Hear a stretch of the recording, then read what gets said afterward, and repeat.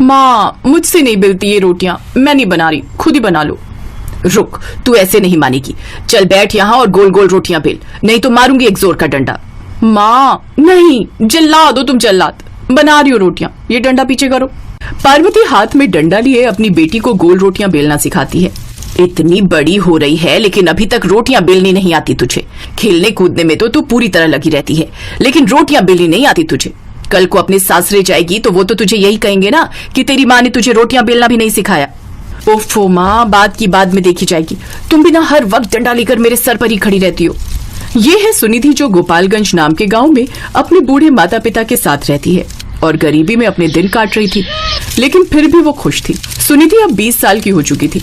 उसके पिता दीनानाथ गांव में ही एक फैक्ट्री में काम करते थे। अपनी बेटी की चंचलता देख पार्वती को उसकी चिंता सताती थी और वो उसे रोटियां बेलना सिखाती है।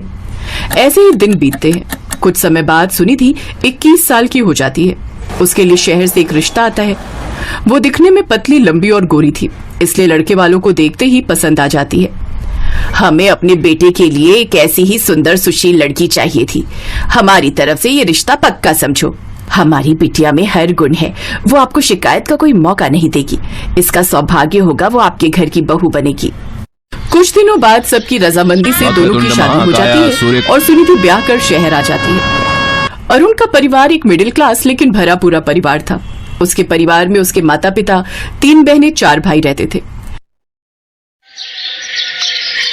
सुनिए जी, आपका इतना बड़ा परिवार है और कमाने वाले आप अकेले, ऐसे में इतने बड़े परिवार का गुजारा कैसे चलता है?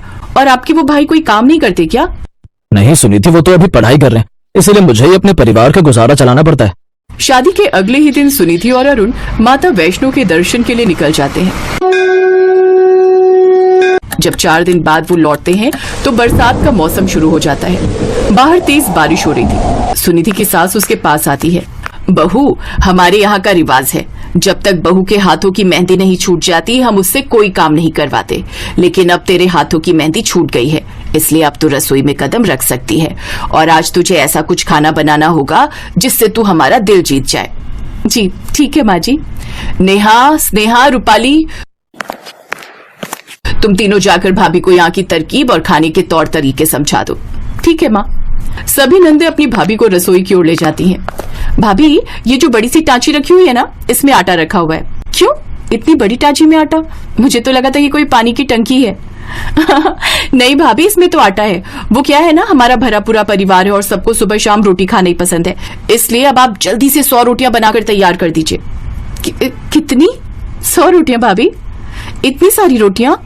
हाँ, 50 रोटियां सुबह और 50 शाम को, इसलिए माँ रात की रोटी भी दिन में ही बनाकर रख लेती है। इतनी सारी रोटियां कौन खाता है? इतने में तो हमारा आधा गांव खाना खा लेगा। वो क्या है ना भाभी, हम खाते पीते घर से है ना, इसीलिए। हाँ वो तो दिख रहा है, सबके सब सूखे से हैं कि जरा सी हवा चले और सब उड़ जाओ, लेकिन फिर भी इतनी रोटियां सफेद जाते हैं। किस सोच में पड़ गई भाभी? अब देर मत करो, बारिश का मौसम बना हुआ है, बाहर ऐसा ना हो कि बारिश आ जाए फिर आपको ही दिक्कत होगी। वो क्यों भला? बारिश में बैठकर चूल्हे पर जो रोटियां बनानी पड़ेंगी। चूल्हे पर? लेकिन क्यों? यहाँ तो रसोई में गैस रखा हुआ है ना।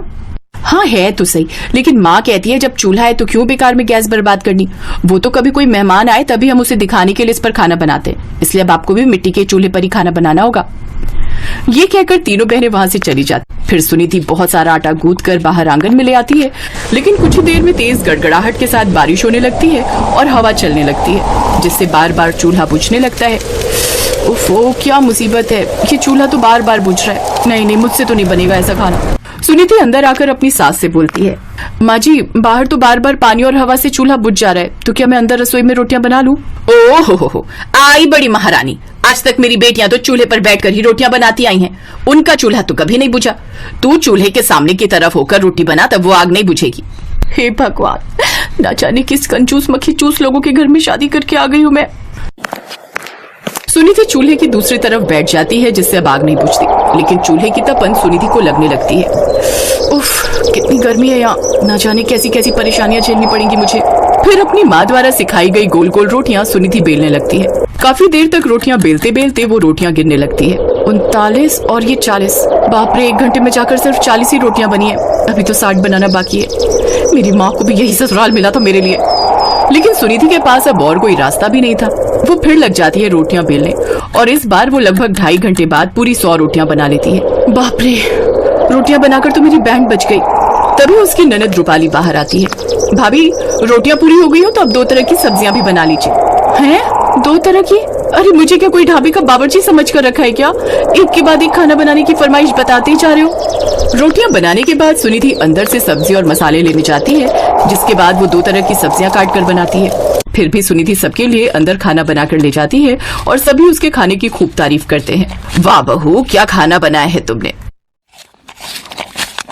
सचमुच सब्जियां भी बड़ी लाजवाब हैं।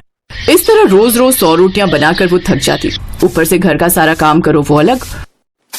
अब नहीं रहूंगी मैं इस घर में और अब मैं अपने मायके जा रही हूँ। और जिस मायके में मैं 10 रोटियां बनाने से कतराती थी, आज वो ससुराल मुझसे 100 रोटियां बनवा रहा है। मैं छोटे परिवार से आई हूँ, कम से कम यही सोच कर रहम किया होता मुझ पर। लेकिन नहीं बहू, ये कर वो कर, इतनी रोटियां बना। अब मुझसे नहीं होगा ये सब, मैं चली अपने मायके।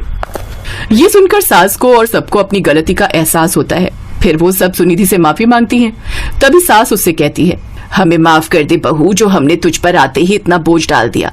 लेकिन अब ऐसा नहीं होगा बहू। अब कल से तुम अपनी सभी नंदों को रसोई में ले जाना और इन्हें अच्छे से खाना बनाना सीखना। और तुम चारों अपनी भाभी का रसोई में हाथ बटाना। अब तो ये घर छोड़कर मत जा बहू।